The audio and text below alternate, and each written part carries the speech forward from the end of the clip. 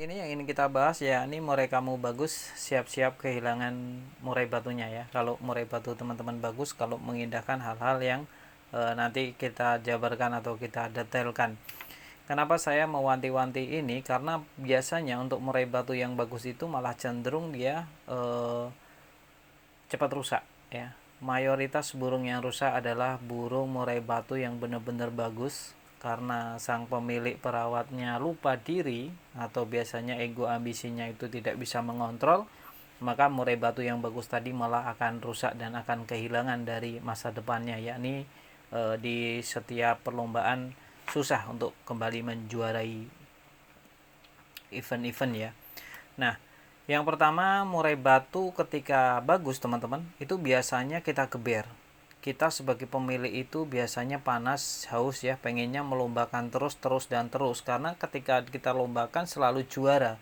Siapa yang tidak mau melombakan murai batu yang sering berprestasi, bahkan tidak pernah kalah, selalu juara. Nah, ini bisa berdampak buruk pada kelangsungan burung murai batu kita ke depannya dalam jangka panjang, ini tidak bagus.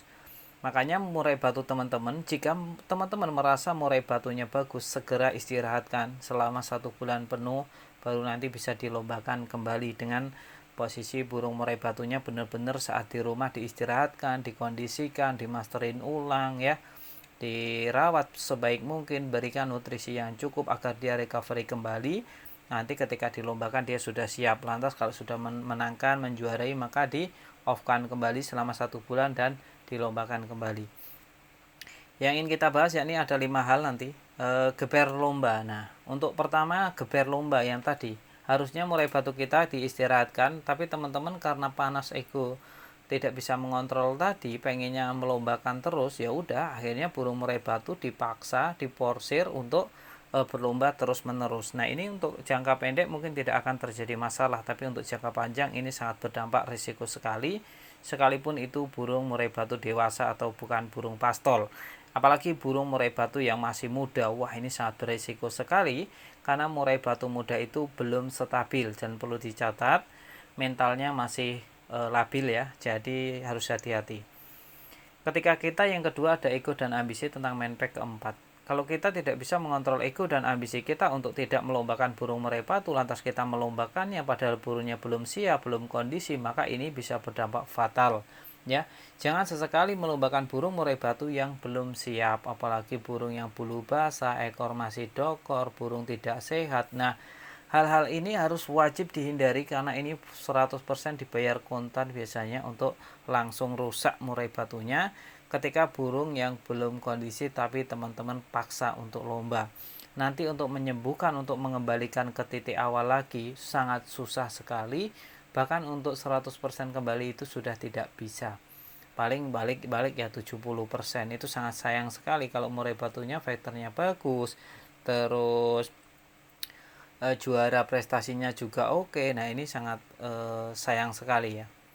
Tidak sabar ya tadi, ketika kita melombakan murai batu yang bulunya masih basah, ekornya masih dokor, itu berarti kita memiliki indikasi tidak sabar pada rawatan murai batu kita, padahal itu burung bagus. Jika kita bisa sabar beberapa hari lagi untuk tidak melombakan, niscaya murai batu kita itu bisa bersaing dalam jangka yang panjang. Jangan sampai 1 musim saja setelah itu burungnya nekuk leher, dalam artian kena mental. Nah, ini sangat disayangkan sekali. Jangan sampai hal-hal ini terjadi pada burung murai batu teman-teman, perlu dipahami dan dicatat baik-baik ya. Jangan lupa murai batunya itu juga butuh istirahat, butuh recovery tenaga ya, agar faktornya juga tinggi kembali. Nah, itu tidak cerdik momen. Nah, kita sebagai perawat seharusnya bisa menilai, bisa mengenal karakter dari burung murai batu kita, kapan burung murai batu kita siap dan kapan burung murai batu kita seharusnya kita benar-benar kondisikan baik-baik saat di rumah. Di rumah seharusnya istirahat, teman-teman trek. Saat seharusnya istirahat, teman-teman pancing-pancing. Malah lebih seneng murai batunya gacor di rumah. Itu padahal murai batu untuk lapangan. Kalau murai batu rumahan sama murai batu lapangan ya tolong dibedakan. Kalau yang gacor nonstop seperti MP3 itu memang pantasnya untuk burung rumahan saja. Dicantel di teras sambil ngopi, makan pisang goreng, itu udah enak banget. Karena burung murai batu yang gacor di rumah, bongkar-bongkar materi di rumah, itu nanti kalau di lapangan atau dilombakan itu dia cenderung pasang badan, cenderung hanya ngetem, cenderung matung ya. Nah, dia tidak akan bekerja. Kalau bekerja pun paling hanya ngukluk saja. Jadi ini sangat disayangkan. Untuk orientasinya kita harus tahu murai batu kita untuk kontes atau untuk rumahan itu tujuannya harus jelas dulu. Terus asal ngerawat yang kelima nih, ada asal ngerawat. Kalau murai batu lomba harus konsisten, pemberian nutrisinya juga harus bagus ya. Konsisten ya, tepat jadwal dalam pemberian EF pagi seumpama jam 7 jam 7 terus ya. Jangan labil, labil itu kadang semaunya, itu bisa merusak dari burung murai batu itu sendiri. Nanti kalau biasanya burung yang nyabutin bulu terus menyakiti dirinya sendiri ya, itu biasanya karena pola pakan kita yang tidak teratur. Biasanya kita tidak konsisten dalam pemberian jumlahnya pun, kita tidak konsisten dalam perawatan jamnya pun kita sering telat. Nah, ini bisa berdampak kurang bagus pada burung murai batu kita tentunya. Jadi saran saya untuk teman-teman yang baru memulai belajar murai batu harus dijaga baik-baik. Murai batunya juga jangan di-track ya. Kalau teman-teman boleh mengetrack, asalkan mampu meyakinkan diri sendiri bahwa ngetracknya nggak lebih dari 10 menit. Karena biasanya murai batu lomba itu paling sekitar 10 menitan saja dia udah selesai. Tidak dibiarkan dari kopi habis sampai bikin lagi, ngobrol ngalor ngidul tapi burung masih di-track. Nah, ini akan merusak burung murai batu kita ya, ketika kita orientasinya itu untuk kontes atau untuk lomba. Jadi hal-hal yang sepele yang tidak kita sadari tapi malah dia akan merusak murai batu kita di masa yang akan datang tentunya. Jadi untuk murai batu itu butuh recovery factor, recovery pemasteran, recovery tenaga, itu perlu dicatat dan dipahami.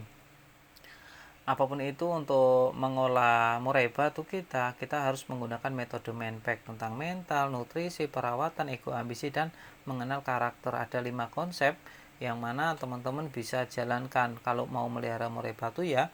Mulai dari terahan yang bagus, mentalnya yang oke ya, minimal ya terahan dari akar rumput tapi yang sudah lintas IO. Nah, itu bisa lah untuk nanti menjadi bibit atau bekal kita untuk amunisi saat ikutan lomba. Karena kita sudah memelihara murai batu dengan perawatan ekstra, tenaga pikiran ya, semuanya kita curahkan, tapi ternyata murai batu yang kita rawat itu bukan murai batu petarung. Wah, ini kan sangat sayang sekali, karena waktu yang kita investasikan juga tidak sebentar dan sangatlah mahal sekali. Kalau kita kursin menjadi duit, waktu tidak akan pernah kembali dan tidak ternilai harganya. Jadi hargai waktu kita, jangan sampai kita melewatkan waktu yang bagus ini tanpa ada hasil yang maksimal. Oleh karena itu, saya selalu menyarankan untuk teman-teman yang baru mulai belajar murai batu harus hati-hati ya dalam perawatannya. Terima kasih ya, kita masuk ke penutup ya teman-teman.